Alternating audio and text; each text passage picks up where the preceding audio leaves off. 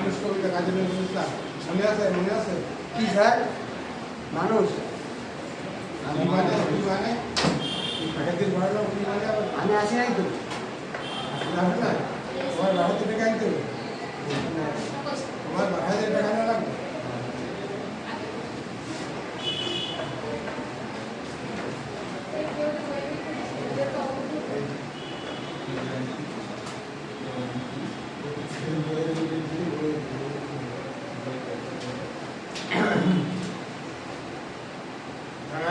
আমি তোমার তো এক কিলো কম তোমার বাড়িতে টাকা না লাগবে যদি দাঁড়া খায় আমি কি গল্প করছি তাদের কই আমি কাকে বলছি এটা নতুন আদের কমই টাকা আছে বলো এবার বলো তোমার খেয়ালটা কোন দিকে আপনার দিকে তুমি তোমার তুমি জানো না তুমি তো গল্প করছো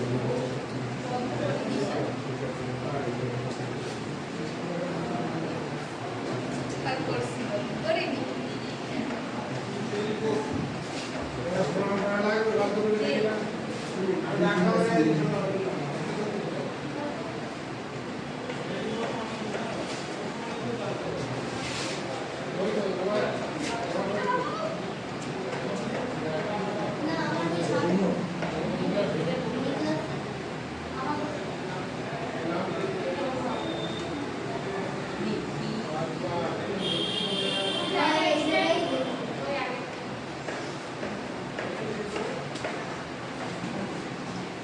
বলো নজরুল ইসলাম অনেক কিছু রচনা করে তার সেই রচনা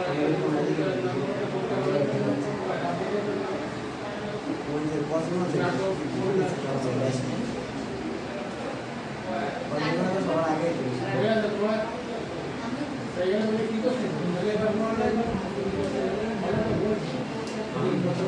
কেমন আইলাম স্যার এর ভিতরেই আপনি পছন্দ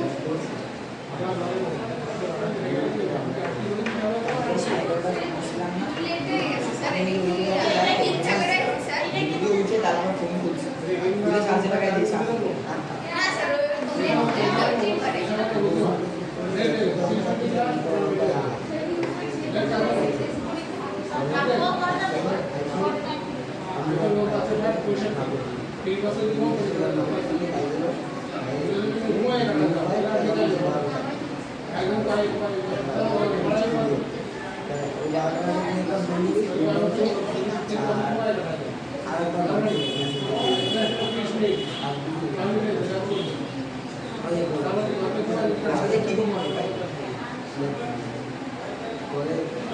ওই করে করতেছি স্যার স্যার এই আমরা করে দিচ্ছি স্যার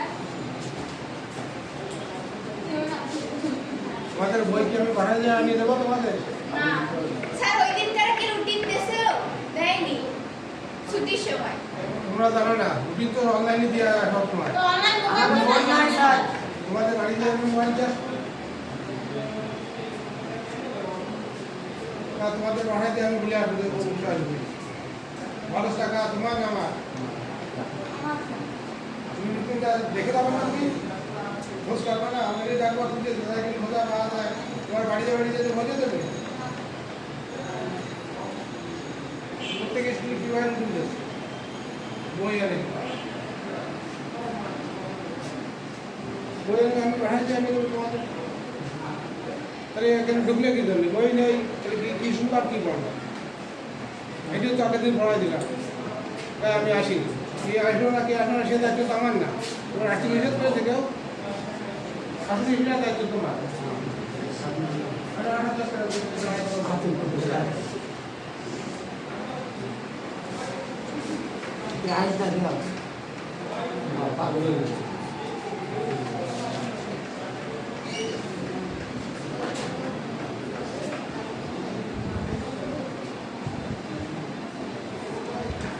আজ দিয়ে দেওয়ার পরে কালকে আসবে না তোমাদের তো কি আগে তাই আমার প্রত্যেকদিন বন্ধ এটা তো আগের দিন বললাম এটি আগের দিন বলা হয়ে গেছে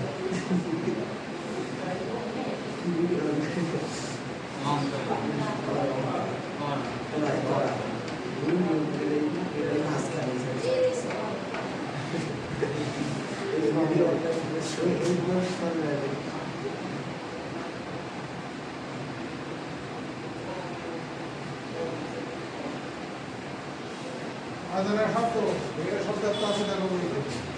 একটা নতুন শব্দ আছে, বুকাকি মানে পদার্থ, বুকাকি পদার্থ। চেঙ্গিস ইংলিশ একজনের নাম, বাদানি মামুদ, কালা পাহাড় একজনের নাম, তার পূর্বিত নাম ছিল রাজচন্দ্র, মজিয়া, রাজকৃষ্ণ, সোহান, সাম্য মানে সমান, পান্থ, পাতিক। একবার দেখো নতুন শব্দগুলো, একবার দেখো, একবার দেখলে জানা যাবে।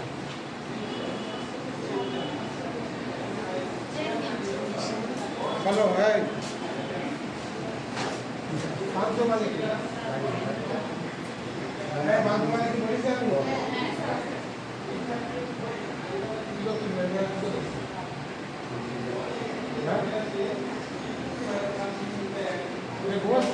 না, কি করতে হবে? পাঁচটা শব্দ বলেছি, তাহলে এটা তার দরকার নেই। কি বলো? হ্যাঁ, তো পারবে না, তুমি তো খাই পারবে না, কত শব্দ দোস্ত, তুমি পারবে না, এগুলো অসুবিধা। বলো সাম্য মানে কি?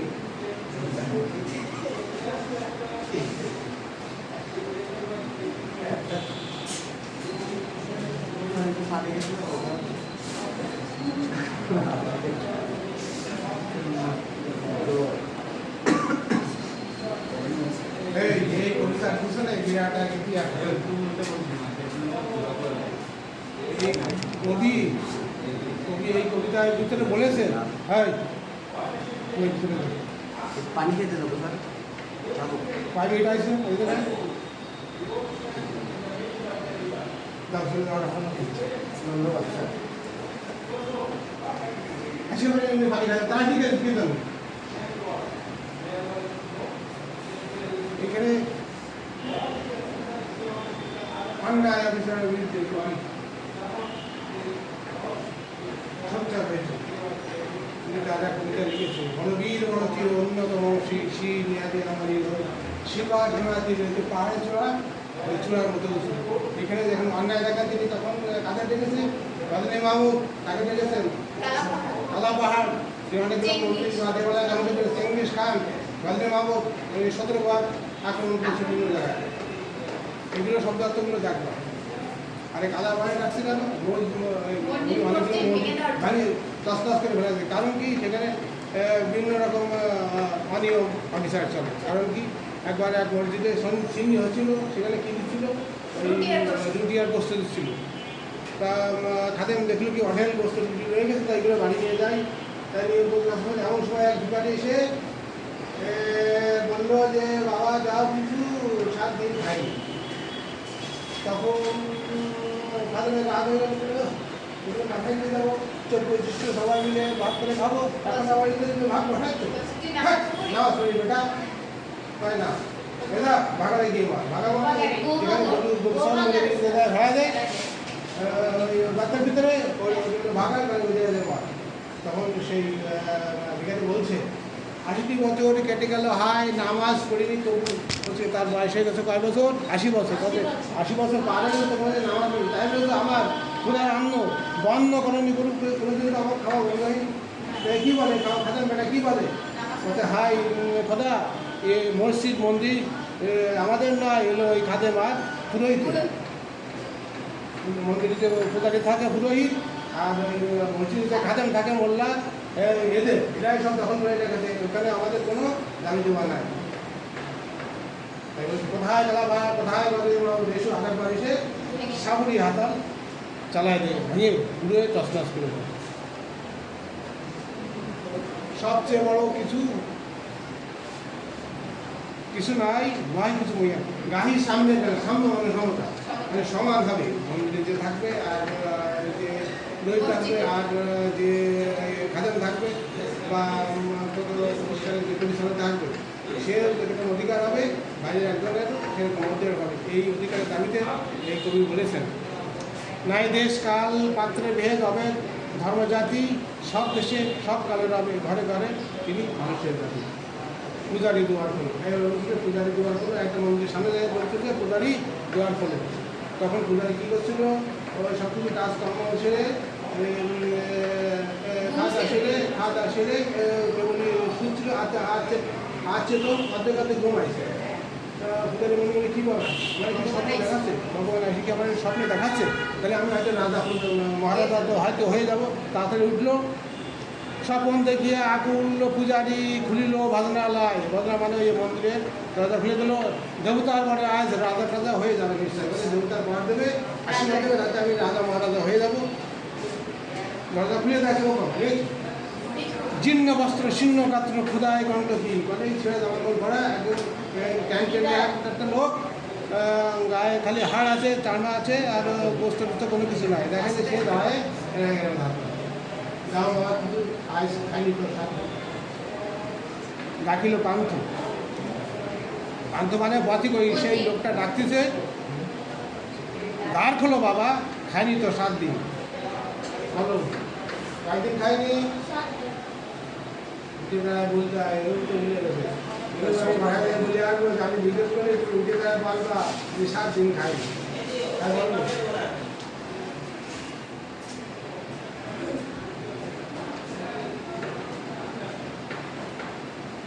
সহসা বন্ধ হলো মন্দির ভুকারি ভুকারি মানে ক্ষুধার্ত ব্যক্তি যার খিদে লেগেছে ফিরিয়া চলে তিমির রাত্রি পাঁচিয়ে তার খোঁজা সারা রাত ধরে তার পেটটা জ্বলে গেল ভুকারি মানে চিৎকার করে বলে ওই মন্দির পূজারীর হায় দেবতা তোমার নয় মসজিদে কাল ছিন্নিয়া ছিল অঢেল গোস্তরুটি ওটা মন্দিরের সমস্যা বাদে মসজিদে কাল ছিন্নিয়া ছিল অঢেল গোস্তরুটি আর কি বাসিয়া গেছে মোল্লা সাহেব তাই হেঁটে কুটি কি মজা হবে নয় মিলে আজকে চপ্পল খাবো না প্রত্যেকটা লাইনের ভিতরে অজস্র পরিমাণে অবজেক্টিভ রয়েছে এখন এই যে মানুষ কবিতার ওর নিচের থেকে এই অনুশীলনের আগ পর্যন্ত ওর ভিতরে তোমাদের পড়ার জায়গা বলে বাবা আমি ভুকা আছি ওটা তো পড়া হয়ে যাবে না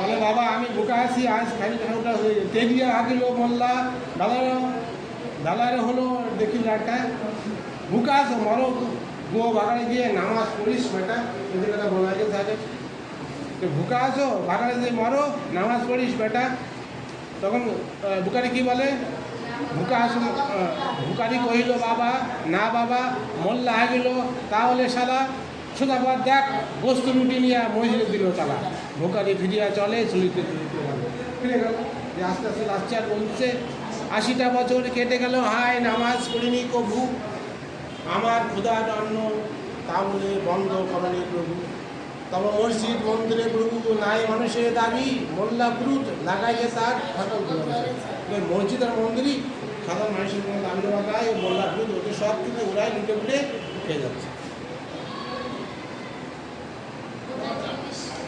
কোথায় চেঙ্গিস খান এবার গর্জন করে উঠছে ওই তো ডাকছে গজনে মাহমুদ কোথা কালা পাহাড় ভেঙে ফেল ওই ভজনালয়ে যত তালা দেওয়া দ্বার খোদার ঘরে কে কপাট লাগায় কে দেয় সেখানে তালা শব্দার এর খোলা রবে চালা হাতুড়ি সাগর চাল খায় রে ভজনালয় তোমার মন্দিরে চড়িয়া ভণ্ড গায়ে সারতে যায় ওইখানে স্থান পেয়েছে কোনো গায়ে দেয় বসে তার মতো তা সে তার কর্ম চালাই যাচ্ছে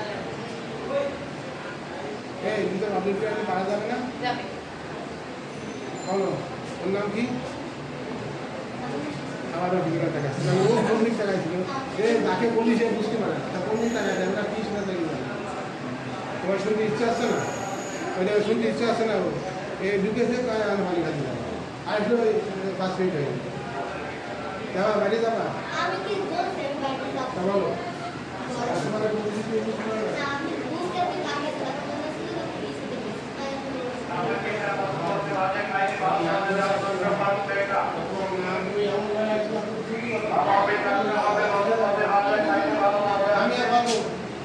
এই চিন্তা করতে থাকি ওরে যে আমি যেটা ট্রেনিং নিয়েছিলাম দুদিন যে আমাদের ক্লাসটা চালাবে যে সেভেন আমাদের সবাই নাম জানায় প্রত্যেকের কোনো একটা কাগজ করে প্রত্যেকের লাগা দেয় এই অমুক বলে বলেন বলে কিন্তু নামটা না জানি আমি গল্প করে জানতে বোঝা যাবে না তোমার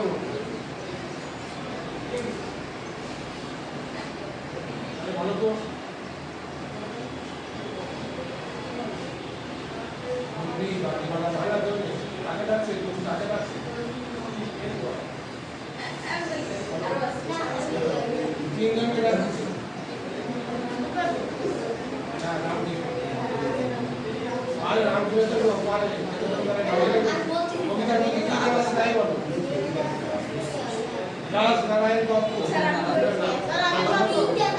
आज যখন বলে না কোনো দিকে নাম দিয়েছে এই সময় তুমি বলো খালাবাহার তুমি বলতে হবে নাম কি তিনটে নাম আর দুটো নাম বাচ্চা রাজকৃষ্ণ আর রাজনাবাই আরে কোনো মাতে তিনি ইসলাম বলছিল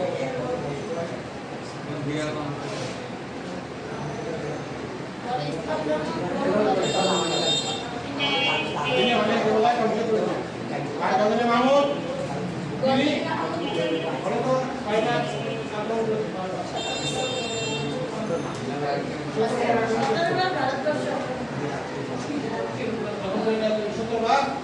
ভারতবর্ষ আক্রমণ করে কংসলীলা চালায় বলো সূত্রবার ভারতবর্ষ আক্রমণ করেছে একটা লোক তার নাম কি বলবীর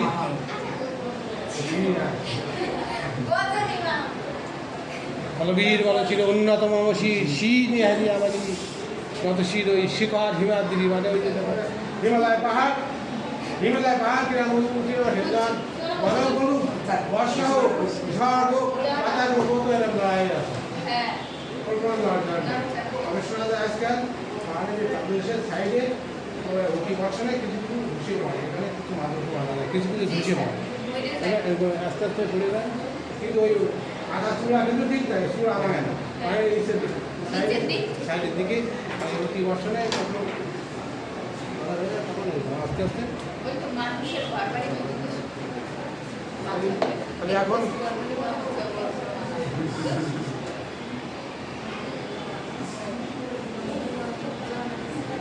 এই কবিতাটা পাঠ করেছিল ভিতরে আছে এই কবিতাটা নজরুল ইসলামের সাম্যবাদী একটা কবিতা অনেকগুলো কবিতা আছে সেই সেখান থেকে নেওয়া হয়েছে পৃথিবীতে নানা বর্ণ ধর্ম গোত্র আছে বিভিন্ন ধর্মের জন্য পিতাক ধর্মগ্রন্থ আছে মানুষ ধর্মগ্রন্থগুলোকে খুবই শ্রদ্ধা করে ধর্মের জন্য জীবন বাজিয়ে রাখে কিন্তু নিরন্ন অসহায়কে অনেক সময় তারা সামর্থ্য করে না মন্দিরের পুরোহিত বা মসজিদের মোল্লা সাহেবরাও অনেক সময় এরকম হৃদয়হীন কাজ করে মানুষের যে বড় কিছু যে হতে পারে না ধর্ম কেমন কবিতাটা কেমন তোরা যদি একটু বড় ভাষায় যায় তাহলে আরো ভালো লাগে অনেকগুলো নতুন শব্দ আছে এই যে এই কবি কাজী নজরুল ইসলাম এনার রচনার ভিতরে বিভিন্ন ধরনের বিদেশি ভাষায় সমন্বয় আছে এই শব্দগুলো আমরা সচরাচর ব্যবহার করি না এই জন্যই এই শব্দগুলো তোমরা যদি একবার দেখে নাও তাহলে এই কবিতাটা বুঝতে তাহলে এই কবি হলো কষ্টের কবি কষ্ট করে তাকে এই পর্যন্ত আসছে যে তার এই কবিতাগুলো এখন বিশ্ববিদ্যালয়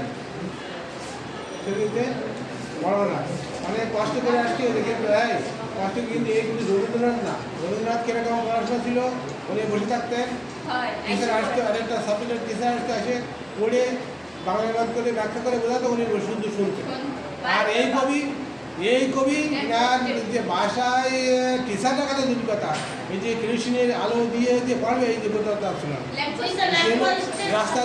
রাস্তায় যে ল্যাম্পের পোস্ট লাগানো আছে উনি সে বসে এরকমভাবে পড়াশোনা করতো মাঝে মাঝে শোভাযাত্রায় দেখেছো তোমরা উৎসব অনুষ্ঠানের শোভাযাত্রায় যখন তোমাদের প্রিয় দল জিতে তার ফুটবল খেলায় তখন কী করে তোমরা ঢাক রলিয়ে বাড়িয়ে লাভায় বলো না তখন কী করে তোমাদের ক্রিকেট খেলতে যদি একটা দল তার মিছিল হয় না তখন ইলেকশনের সময় কোনো দল যে দল মেম্বার প্রার্থী অথবা ওয়ার্ড কমিশনার জিতে তখন কি একটা মিছিল বেরোয় না শোভাযাত্রা ওই মিছিল যদি একটা রাস্তায় তা কী হয় ওই সাইডে কোনো ধুলো উঠতে আর বাকি থাকে হয়তো একটা সময় যাচ্ছিল কাজী নজরুল ইসলাম ওই ল্যাম্প পোস্টের নিচে বসে পড়াশোনা করছিল। ওই সময় একটা ঘোরাবার্তা ছিল এখানে সামনে দিয়ে কিছু সময় পরে তারা ফ্রেন্ড এসে জিজ্ঞেস করলে এই গেলে এই শোভাযাত্রা গেল কেমন দেখলি কেমন কোন জায়গায় শোভাযাত্রা ওইটা দেখি না। তাহলে পড়ার ভিতরে এত মজবুত ছিল যে কোন সময় শোভাযাত্রা গেছে ধুমধাম করতে করতে উনি দেখা নেয় উনি পড়াশোনা করতেন। এই হলো সেই কবি, সাম্যের কবি। অন্যায় অত্যাচার যেখানে তিনি সোচ্চার হতেন, এই জন্য তাকে বিদ্রোহী করেন। তাহলে গিয়ে এই কাজী নজরুল ইসলাম 11ই জ্যৈষ্ঠ 1306 বাংলা, আর 24শে মে 1899 সালে ভারতের পশ্চিমবঙ্গের বর্ধমান জেলার আসানসোল মহকুমার সুরুলিয়া গ্রামে জন্মগ্রহণ করেন। ছেলেবেলায় তিনি লেডো গানে লেডো গাছ ওই গ্রামে দেখে না, গ্রামে দেখো না বেশ বিকেলবেলায় গ্রামের ওই ডানফিটের ছেলেরা মিলে একটা যাত্রা গানে ফেলে না বিনা পয়সায়, ওরা একটু সাময়িক পড়াশোনা করে। ওরকম দল ছিল লেডু গানের দলে এই যোগ দেন। পরে বর্ধমানে ও ময়মনসিংহের ত্রিশাল থানার দলিরামপুর হাই স্কুলে পড়ে। ত্রিশাল এখানে দলিরামপুর নামে একটা হাই স্কুল আছে, এখানে পড়াশোনা করেন। 1917 সালে তিনি সেনাবাহিনী বাঙালি ভলেন্টিয়ারে যোগদান, উনি সেনাবাহিনীতে যোগদান করেন। হবে তারা লেখাপড়া ঠিক মতো করতে পারে না। তাহলে ইনি যদি রবীন্দ্রনাথের মতো সাহায্য করতেন তাহলে কী করতে পারতেন? উনি বলেছেন কি মসজিদের পাশে আমায় কবর দিয়ে পায়, সেখান থেকে যেন আজানে ধ্বনি শুনতে পায়। তাই বাংলাদেশ স্বাধীন হওয়ার পর এই যে কবিকে সসম্মানে বাংলাদেশে নিয়ে আসা হয় এবং তাকে জাতীয় কবির মর্যাদা দেওয়া হয়। ঢাকা বিশ্ববিদ্যালয়ের পাশে এই যে মসজিদ সংলগ্ন এখানে ওনাকে সমাহিত করা। মাত্র 40 বয়সে তিনি দুরারোগ্য বাড়িতে আক্রান্ত, তার কথা বন্ধ হয়ে যায়, মানে কথা বলার শক্তি থাকে না। তখন আস্তে আস্তে তিনি মারা যাওয়ার পরে ওইখানে সমাহিত করা হয়। তার অনেকগুলো গ্রন্থ রয়েছে। কাব্যগ্রন্থের মধ্যে অগ্নিবীণা, বিশেষ বাড়ি, ছায়ানাট, প্রলয়শিখা, চক্রবাদ, ছিন্নি, হিল্লোল বিশেষভাবে উল্লেখযোগ্য। ব্যথায় দান, লিপ্তের বেদন, শিউলি, মালা, মৃত্যুকথা, কুহেলিকা ইত্যাদি তার রচিত গল্প ও উপন্যাস।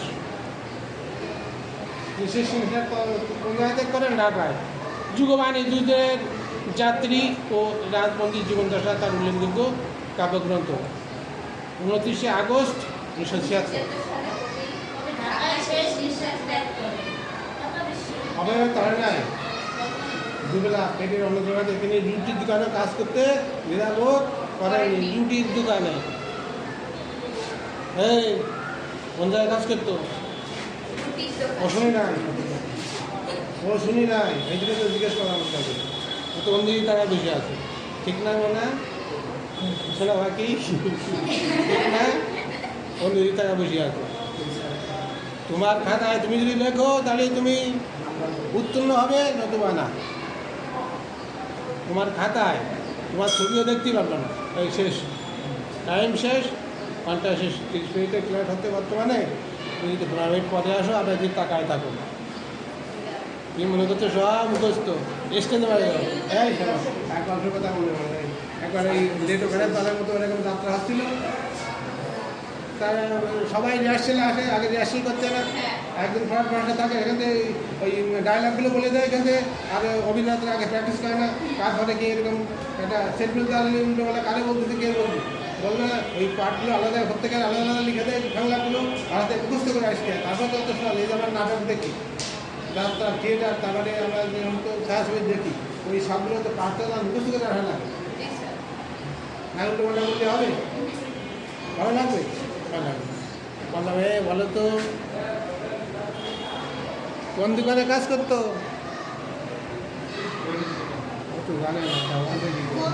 রুটির দোকানে, রুটি অধেল গোস্ত রুটি থাকলো, বুঝলে? গোস্ত আর রুটি যে কি মজা খাইতে, বুঝলে?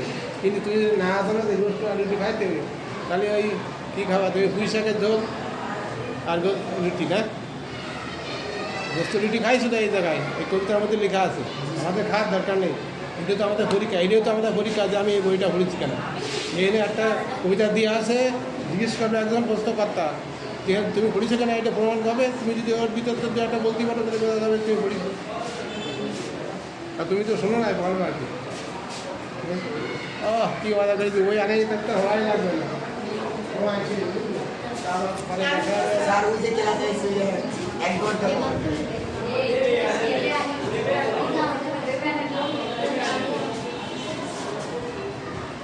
মাঝখানে